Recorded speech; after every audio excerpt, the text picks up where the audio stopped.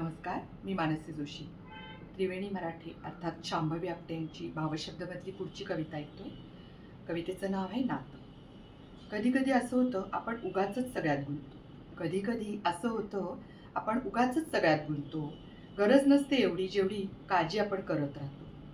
कोणाला अतिप्रेम, कधी काळजी अति करतो.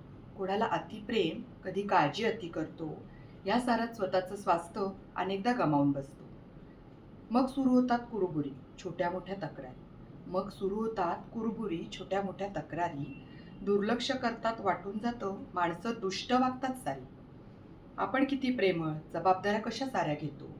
आपण किती प्रेमळ, जबाबदाऱ्या कशा साऱ्या घेतो. स्वतःचं कौतुक आणि इतरांना दोषच दोष फक्त देतो. अपेक्षा वाढतात आणि सारी नाती दुरावतात. अपेक्षा वाढतात आणि सारी नाती दुरावतात. आपुलकीच्या नात्याला माणसं पारखी होतात. त्यापेक्षा वेळीच थोडंसं स्वतःला दूर ठेवावं. त्यापेक्षा वेळीच स्वतःला थोडंसं दूर ठेवावं. प्रेमाच्या नात्यात देखील थोडं अंतर ठेवूनच वागावं.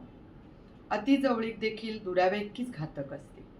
अति जवळीक देखील दुराव्या इतकीच घातक असते.